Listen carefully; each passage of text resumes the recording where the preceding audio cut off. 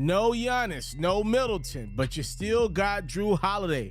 The Milwaukee Bucks shorthanded, but not complaining, with the Toronto Raptors in town. And in the first, it's Fred VanVleet for 3. Not to be outdone by this dude. Drew Holiday responds with a 3 of his own. Will both of those dudes be representing the All-Star game this year? We shall see soon. How about Gary Trent Jr. lining them up and knocking them down? Bang! Toronto takes the lead. Pascal Siakam looking is like, let me give it to one of these undersized guards. They're knocking down 3-pointers left and right. VanVleet knocks down another 3. Right before the half, Holiday's like, anything you can do, I can do better. I can do anything better than you. No, you can. Yes, I can. VanVleet inside.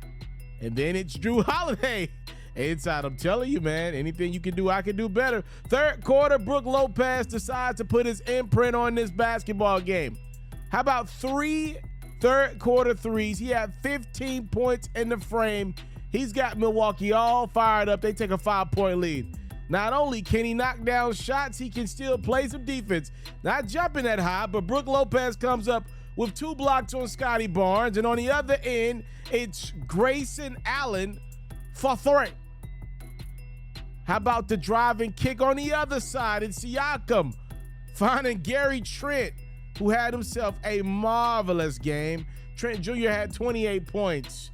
It got really feisty here. Speaking of Gary Trent Jr., him and Brook Lopez got tangled up, and for some odd reason, Brook Lopez takes off Trent Jr.'s headband. He's going to get 2 technical fouls and get ejected. OG Anunoby got a technical foul. A Raptors assistant coach, McGlure, got a technical foul. And just like that, we still are in the midst of a 3-point game down the stretch. VanVleet knocks in the deep 3-pointer. He had 39 points. Raptors are down 4 with 2:20 to go. It's holiday season. Drew Holiday, a season high 37. No Giannis, no problems for Milwaukee. They beat up on the Raptors 130 to 122. Jason Tatum not playing for the Boston Celtics, who currently got the best record in the NBA.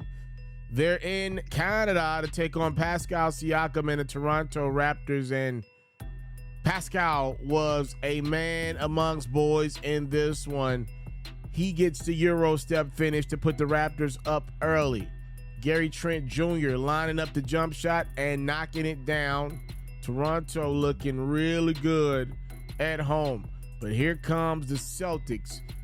They're more than just a Jason Tatum show. Jaylen Brown is that dude as well. And he also got some help in this game from my Vol for Life brethren, Grant Williams, who gets the deuce to go. OG Anunoby lines it up and knocks it down for 3, and we're tied at 43 in the second. But back to the Grant Williams show. 2 of his 25 points. Boston in front in a tight one. Siakam lining it up, knocking it down. You know how it go. Ugly sighting in Toronto. You can hear the fans all the way in Boston on this one as Siakam throws it down. It's not about the dunk on this particular play. It's about Marcus Smart and this turnover that led to the dunk. He clearly injures his right ankle, will leave the game and not return. So Celtics already down Tatum. They lose another starter in Smart, and they were not alone. OG Anunoby injures his ankle and will leave the game and not return. Physical play in Canada. Siakam and Jaylen Brown will do their best to stay healthy and put in work for their teams. Brown inside. How about Malcolm Brogdon? 3 of his 23 points. Celtics up in the fourth. It's Brown again for 3. A 27.8 rebound, 7 assists for Brown. Pascal Siakam knocking in the deuce. Siakam had a big-time game. He had 29 points, 9 rebounds, and there's one of his 10 assists to Trent Jr. We're tied at 103. Celtics call the number of Peyton Pritchard, and number 11 delivers. How about that deep three-pointer to give Boston the lead? 3.8 seconds to go, last chance for the Raptors. Pretty disappointing development here. Raptors head coach Nick Nurse not happy as Siakam turns the basketball over, which leads to his team losing by a deuce, 106-104. Toronto now 20-27. Well, you're alarmed for obvious reasons because you're watching the Toronto Raptors in about a week's time span lose 2 games that, in my estimations, they got to win at this point in the season. They're pretty much 100% at, as close as any team is at full strength. And in the last week, I've watched them lose to a Giannis-less Milwaukee Bucks team and a Jason Tatum-less Boston Celtics team. Those 2 things are just unacceptable. And, what makes it even crazier is this is a game that the Raptors, just about a couple months ago, they were competing in and probably would have won. It's not good enough to just get to the fourth quarter against the Celtics without Tatum and the Bucks without Giannis. You got to win those games, man. You really do have to win those games. Not to mention Marcus Smart got injured in this game, so he didn't finish it. Chris Middleton got injured before the Bucks game, so he wasn't available for that game. You have to win games against these 2 top-tier teams out east when they're first, and a top-tier player in Smart. For the Bucks, obviously their second-best player is unavailable to play. I'm looking at that Toronto Raptors team, and I'm remembering what I saw Shams over at The Athletic. Shams is the second biggest NBA reporter we got in the game right now. Shams said that, these next few weeks before the trade deadline will be pivotal. Are the Toronto Raptors going to buy at the deadline if they feel like they're one piece away, or are they going to be big-time sellers because they got a lot of players who, on their own merit, I wouldn't want them to be the guy of my team. But you're talking about guys like Pascal Siakam. I heard the Pelicans got a little interest in him. You're talking about guys like OG Anunoby, revered as a really good defender in this league. You look at a guy like these undersized guards they got in Fred VanVleet, who apparently is turning down contract extensions from Toronto. Gary Trent Jr., another undersized guard that can, light it up from the field on any given night. But again, he's an undersized guard, and kind of what do you do with him at this point if you're the Raptors when you already got Fred VanVleet, another undersized guard, on your team in your starting lineup? So I think the Toronto Raptors are going to be sellers at the deadline. Now, again, the Pelicans are a team that you want to keep your eye on with them because the Pelicans have all the assets, obviously a lot of that coming over in the Anthony Davis trade to pull off a trade for Siakam or Anunoby. And if you add especially Siakam to that front line in New Orleans that's already starting to become a force to be reckoned without West when Zion's healthy, or Anunoby, who's going to be a lockdown defender come playoff time. You starting to talk about a team that can be really serious contenders in the Western Conference, like really right there in the thick of things to me, alongside the Golden State Warriors. And right now, Denver and Memphis are the other 2 teams top the Western Conference. So, hey, we'll see. Oftentimes I got to tell you guys this.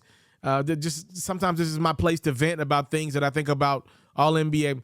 I think to myself sometimes, man, Kawhi Leonard with this Toronto Raptors team would just still make them so different. I believe if you still got Kawhi Leonard, I believe this Toronto Raptors organization goes well deep into the luxury tax. And because I think Kawhi is so good of an individual talent, I don't think right now you're at a place where you don't know what to do in the Eastern Conference. Nick Nurse, to me, managed Kawhi Leonard's body better than I had seen anybody done. Greg Popovich had Kawhi for numerous years. We've now seen Ty Lue with Kawhi for a few years. And I've yet to see and Greg Popovich is maybe the greatest coach of all time, and Ty Lue's an NBA championship winning head coach. I've yet to see a coach manage Kawhi's body the way Nick Nurse did. It just feels like the way Hilo managed Kawhi's body that one year, that magical year in which the Raptors won that championship. It felt like it was better. It felt like it made more sense. And I want to believe if Kawhi Leonard's still on that Toronto Raptors roster, those guys feel like they got something to play for right now, and they're not slacking as we get closer and closer to the All-Star break, which is what this Raptors team is doing right now. It feels like they're starting to backpedal a little bit. And oftentimes a lot of these organizations, when teams start to, it feels like the team is being lost. Oftentimes they look at the head coach first and make a move on the head coach. I don't think that's going to be the case with the Raptors. Masai Ujiri and company, I think when they look at Nick Nurse, they look at him as kind of like the Sean Payton of the NBA. Anybody that's an NFL fan out there, thank you for the love and support. Sean Payton left the New Orleans Saints about a year ago, decided to take a year off, and he's pretty much fielding offers right now, and he's expected to get an offer from someone, maybe the Denver Broncos, for about $20-25 million a season. And I bring that up to say, Nick Nurse has some of that kind of aura around him. Now, does he deserve that? Is he as good a coach as Sean Payton is in the NFL? I don't know. Does Sean Payton deserve it? Sometimes I even question that. But here's what I know. Nick Nurse is not going to be blamed for the Toronto Raptors struggles this year. He's not. And that means the players are going to get dealt. Somebody's going to get dealt. This Raptors team is just not going to pay top-tier dollar to keep these guys around, and they're losing already. Like, why would I pay more money when we're already losing? And, these guys like Fred VanVleet and Gary Trent, I like them. I don't love them. They're not growing in their sleep. They're not going to grow. And you look around and you just kind of like, does this roster make sense for Scotty Barnes right now? And to be honest with you, it doesn't. It does not. It does not make sense for him to be able to flourish right now. You look around at some of the other top-tier prospects that come out in the last few years. Most of them have had situations where they've had no player at their position better than them. And right now I look at the Raptors, Pascal Siakam, which can't play the same position as Scotty oftentimes, is better than Scotty today. Maybe them not tomorrow, but today he is. So look at the Raptors as a team that I wouldn't be surprised one bit as major sellers at the deadline. Maybe they hold back, but if I'm listening to Shams at The Athletic correctly, this might be the team that pulls the trigger on one of those deadline moves that shocks the NBA world.